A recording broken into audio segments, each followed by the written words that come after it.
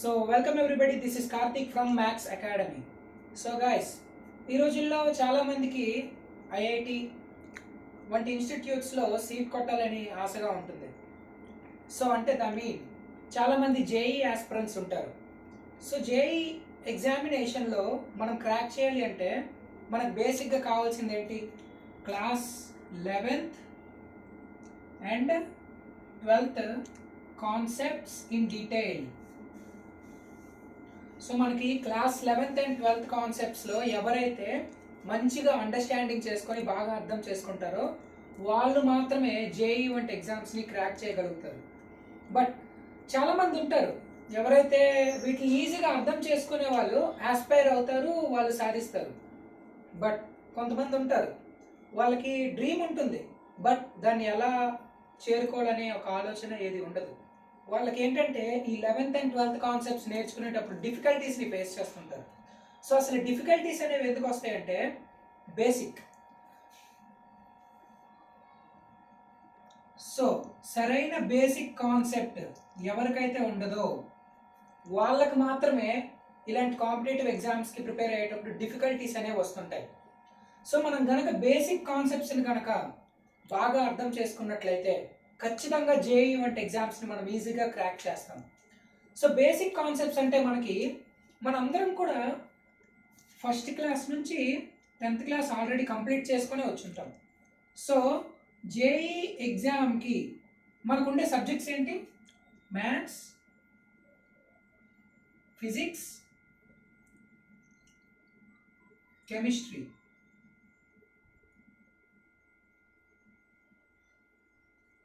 So మనం school level నుంచి ఈ సబ్జెక్ట్స్ని నేర్చుకుంటూ వస్తున్నాం. బట్ చాలామంది ఏం చేస్తారంటే వీటిని స్కూల్ లెవెల్తో కంప్లీట్ అయిపోయాక ఇంకా వీటి వైపు కూడా అస్సలు చూడరు. అసలు ఇక్కడే ప్రాబ్లం వస్తుంది. ఎవరైతే స్కూల్ లెవెల్ నుంచి కూడా ఈ సబ్జెక్ట్స్ పైన మంచి గ్రిప్తో ఉంటారో వాళ్ళకి మాత్రమే 11th అండ్ 12th కాన్సెప్ట్స్ అనేవి ఈజీగా అర్థమవుతాయి. మరి ఇప్పుడు ఎవరైనా డ్రీమ్ చేస్తున్నారు జేఈని ఎలా అయినా సరే క్రాక్ చేయాలనేసి, బట్ ఈ కాన్సెప్ట్స్ వాళ్ళకి తెలియదు, మరి వాళ్ళు ఎలా సాధిస్తారు? సో దానికోసమే ఈ మనకి ఫస్ట్ క్లాస్ నుంచి 10th క్లాస్ వరకు మ్యాథ్స్, ఫిజిక్స్, కెమిస్ట్రీ ఈ 3 సబ్జెక్టులని కలిపి ఈ 3 సబ్జెక్ట్స్ కూడా బేసిక్ లెవెల్ నుంచి అడ్వాన్స్ లెవెల్ వరకు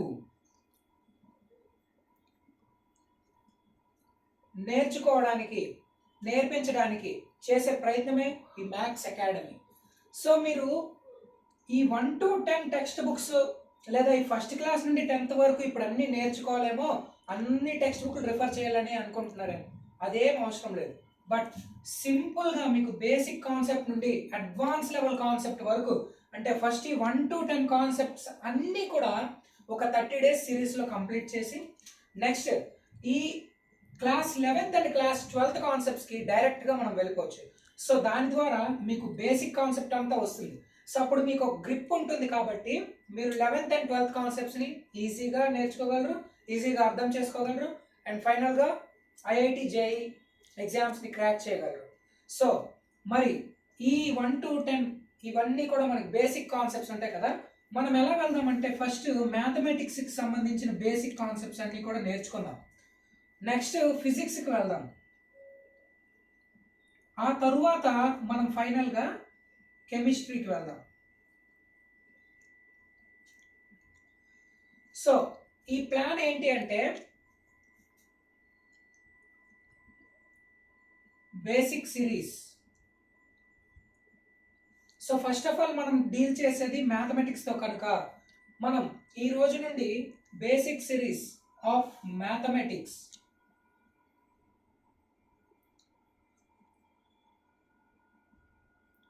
అనే ప్రోగ్రాంలో ప్రతిరోజు కూడా నేను వీడియోస్ని అప్లోడ్ చేద్దాం అనుకుంటున్నాను.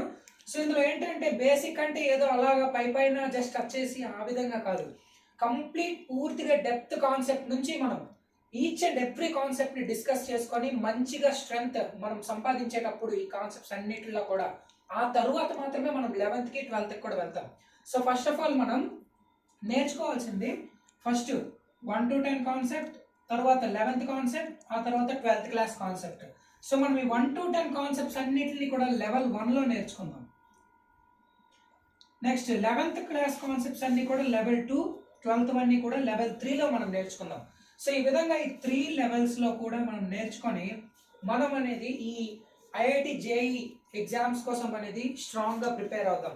సో ఇంకో విషయం ఏంటి అంటే ఈ లెవెల్ 1లో ఫస్ట్ మనం మ్యాథ్స్, ఫిజిక్స్, కెమిస్ట్రీ కంప్లీట్ చేసిన తర్వాత మాత్రమే లెవెల్ 2కి అనేది మనం ఎంటర్ అవుతాం.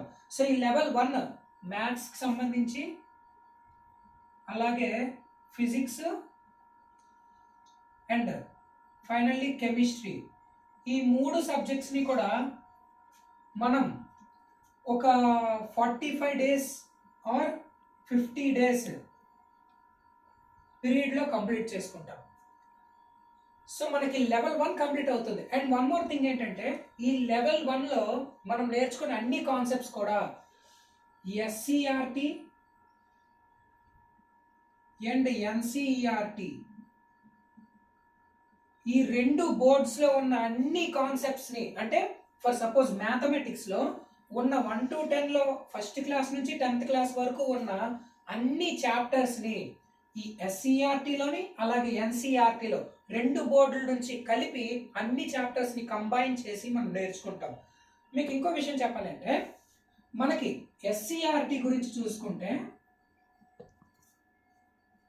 మ్యాథమెటిక్స్ని చూసుకుంటే ఎస్సీఆర్టీలోని ఫస్ట్ క్లాస్ నుంచి 10th క్లాస్ వరకు టోటల్ అన్ని చాప్టర్స్ కలిపి 154 చాప్టర్స్ ఉన్నాయి మనకి. అంటే ఫస్ట్ క్లాస్ నుంచి 10th క్లాస్ వరకు ఎస్సీఆర్టీ బోర్డులో. అదే ఎన్సీఆర్టీలో చూసుకుంటే మనకి మ్యాథ్స్లోని 145 చాప్టర్స్ అనేవి ఉన్నాయి. సో ఈ 2 కలిపితే 299 చాప్టర్స్. మన బేసిక్ మ్యాథ్స్ నేర్చుకోవాలంటే ఫస్ట్ క్లాస్ నుంచి 10th క్లాస్ వరకు ఉన్న 299 చాప్టర్స్, అంటే 2 బోర్డ్స్ కూడా ఎస్సీఆర్టీ, ఎన్సీఆర్టీ కలిపి నేర్చుకుంటే కనుక 299 చాప్టర్స్ నేర్చుకోవాలి. బట్ ఈ అవసరమే లేదు. ఎందుకంటే మనం మ్యాథ్స్ అకాడమీలో ఎలా నేర్చుకుంటామంటే కేవలం ఈ 299 చాప్టర్స్ కూడా జస్ట్ ఒక 15 చాప్టర్స్ కింద కన్వర్ట్ అవుతాయి. ఆ 15 చాప్టర్స్ని మాత్రమే మనం నేర్చుకుంటాం. ఆ 15 మరి 299 115గా ఎలా మారింది అని అనుకుంటున్నారా? ఫర్ సపోజ్ మీరు 9th క్లాస్లో రియల్ నెంబర్స్ అనే కాన్సెప్ట్ నేర్చుకుని ఉంటారు, ఒక చాప్టర్ అది 9th క్లాస్లో. అలాగే 10thలో కూడా మనకు ఒక రియల్ నెంబర్స్ ఉంది. సో మనం ఈ సిరీస్లో చేసేది ఏంటి అంటే ఇలాగా యాక్చువల్గా ఈ 2 మనకి ఏ బ్రాంచ్కి చెందుతాయి? నంబర్ థియరీ బ్రాంచ్కి చెందుతాయి. సో మనం ఏం చేస్తామంటే ఈ విధంగా ఉన్న ప్రతి చాప్టర్ని కూడా ఒక సర్టెన్ బ్రాంచ్లో పెట్టి బ్రాంచ్ వైజ్గా కూడా మనం నేర్చుకుంటాం అన్నమాట. సో ఇది అన్నమాట మన మ్యాథ్స్ సిరీస్.